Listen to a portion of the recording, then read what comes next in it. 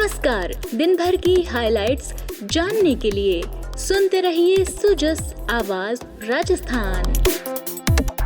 Sujas podcast में मेधा से आप सुन रहे हैं प्रदेश के मुख्य समाचार। एक नजर आज की हेडलाइंस पर। मुख्यमंत्री भजनलाल शर्मा की पहल से ग्रामीण सशक्तिकरण की नई इबारत, ग्राम उत्थान शिविरों से योजनाओं का लाभ अंतिम व्यक्ति तक। मुख्यमंत्री ने नशे के कारोबार और संगठित अपराध पर सख्त कार्रवाई के दिए निर्देश। साइबर अपराध और हार्डकोर अपराधियों पर सख्ती, हर 10 दिन में होगी प्रगति की समीक्षा। मुख्यमंत्री की मानवीय पहल से रामाश्रय वार्ड बने बुजुर्गों के लिए स्वास्थ्य और सम्मान का आधार, अब तक 32 लाख वृद्धजन लाभान्वित। और अब सुनिए समाचार विस्तार से। मुख्यमंत्री भजनलाल शर्मा की दूरदर्शी पहल के तहत प्रदेश भर में ग्रामीण सशक्तिकरण को नई गति मिल रही है। कृषकों, पशुपालकों एवं ग्रामीण नागरिकों को केंद्र एवं राज्य सरकार की जन कल्याणकारी योजनाओं से सीधा जोड़ने के उद्देश्य से प्रत्येक गिरदावर सर्किल स्तर पर ग्राम उत्थान शिविरों का आयोजन किया जा रहा है। अब तक प्रदेश के 1512 गिरदावर सर्किलों में इन शिविरों का सफल आयोजन कर राज्य सरकार ने 13 प्रमुख विभागों की योजनाओं, सेवाओं और कार्यक्रमों को एक ही स्थान पर आमजन तक पहुंचाया है। इन शिविरों के माध्यम से ग्रामीणों को विभिन्न योजनाओं के आवेदन पत्र तैयार करवाने, पूर्व में दिए गए आवेदनों की वर्तमान स्थिति जानने, दस्तावेज सत्यापन कराने, ऑन द स्पॉट मार्गदर्शन की सुविधा मिल रही है। राज्य सरकार की मंशा है कि विकास की योजनाओं का लाभ ग्रामीण क्षेत्रों के अंतिम छोर पर बैठे व्यक्ति तक प्रभावी और पारदर्शी रूप से पहुंचे। इसी क्रम में द्वितीय चरण के शेष ग्राम उत्थान शिविरों का आयोजन 5 से 9 फरवरी तक किया जा रहा है। ग्राम उत्थान शिविरों में पशुपालकों को भी उल्लेखनीय लाभ मिला है। पशुपालन विभाग द्वारा मुख्यमंत्री मंगला पशु बीमा योजना के अंतर्गत अब तक 92,000 पशुओं का पंजीकरण कर उनके स्वास्थ्य प्रमाण पत्र जारी किए गए हैं। इसके साथ ही क्लासिक स्वाइन फीवर के बचाव के लिए 77,000 से अधिक टीकाकरण, 5,352 पशुओं का कृत्रिम गर्भाधान, 26,400 से अधिक फर्टिलिटी किट का वितरण, 5,11,000 पशुओं को प्राथमिक चिकित्सा एवं कृमिनाशक औषधि उपलब्ध कराई गई है। कृषि उद्यानिकी एवं कृषि विपणन विभाग द्वारा 6,37,000 से अधिक किसानों को न्यूनतम समर्थन मूल्य की जानकारी दी गई। वहीं 7,42,000 कृषकों को विभिन्न कृषि योजनाओं से अवगत कराया गया। इसके अतिरिक्त 98,000 से अधिक सॉइल हेल्थ कार्ड वितरित किए गए। 2800 से अधिक ग्राम पंचायतों में पॉली हाउस स्थापना हेतु आवेदन तैयार किए गए। मुख्यमंत्री कृषक साथी सहायतार्थ योजना के अंतर्गत 2,923 प्रकरणों का निस्तारण किया गया। यात्री विश्राम सुविधा से वंचित ग्राम पंचायतों में 2,938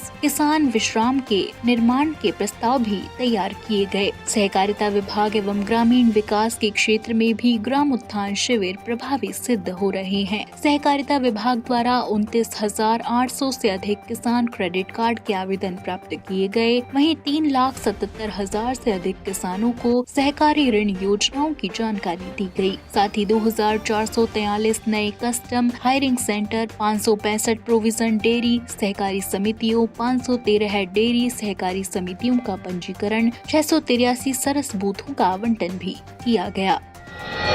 अब तक आयोजित ग्राम उत्थान शिविरों में 13,91,000 से अधिक कृषकों, पशुपालकों, ग्रामीण नागरिकों एवं जनप्रतिनिधियों की सहभागिता रही, जिनमें 4,12,000 से अधिक महिलाएं शामिल हैं। मुख्यमंत्री भजनलाल शर्मा के निर्देशानुसार शिविरों में प्राप्त सभी आवेदनों का समयबद्ध, पारदर्शी और गुणवत्तापूर्ण निस्तारण सुनिश्चित किया जा रहा है। आपको बता दें कि प्रदेश भर में सुबह 10 बजे से शाम 5 बजे तक आयोजित हो रहे ये ग्राम उत्थान शिविर ग्रामीण विकास की दिशा में राज्य सरकार की प्रतिबद्धता को सशक्त रूप से प्रतिबिंबित कर रहे हैं।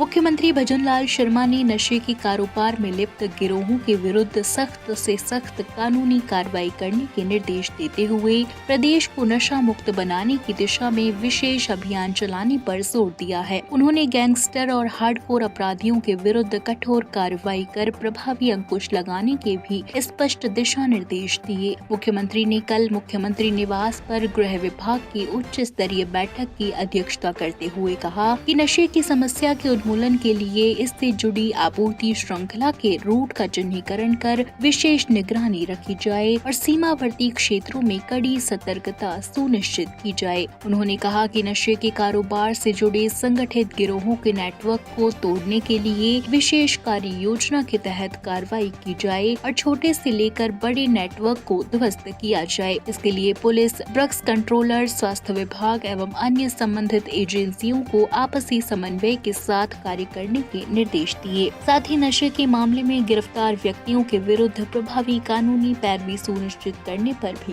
बल दिया गया। मुख्यमंत्री ने कहा कि नशा अपराध की जड़ है जिसका समाज और परिवार पर दूरगामी दुष्परिणाम पड़ते हैं। उन्होंने विद्यालयों और महाविद्यालयों में नशे के दुष्परिणामों को लेकर जागरूकता कार्यक्रमों को बढ़ावा देने के भी निर्देश दिए। वहीं साइबर अपराध पर चिंता व्यक्त करते हुए मुख्यमंत्री ने कहा कि इसके विरुद्ध प्राथमिकता के साथ कार्रवाई की जानी चाहिए। जिन क्षेत्रों में साइबर अपराध की घटनाएं अधिक हो रही हैं, वहां संबंधित गिरोहों के खिलाफ विशेष अभियान चलाए जाएं और ये अभियान तब तक जारी रहें जब तक ऐसे अपराध जड़ से समाप्त नहीं हो जाते। उन्होंने कहा कि राज्य सरकार के प्रयासों से पिछले 2 वर्षों में अपराधों में उल्लेखनीय कमी आई है और अब अपराधियों के विरुद्ध कार्रवाई की प्रगति की प्रत्येक 10 दिन के अंतराल में मॉनिटरिंग की जाए। लापरवाही पाए जाने पर संबंधित अधिकारी की जिम्मेदारी तय की जाए। मुख्यमंत्री ने कहा कि डिजिटल युग में अपराध भी हाईटेक हो रहे हैं। ऐसे में पुलिस को भी आधुनिक तकनीकों का उपयोग करते हुए मॉडर्न पुलिसिंग को अपनाना होगा।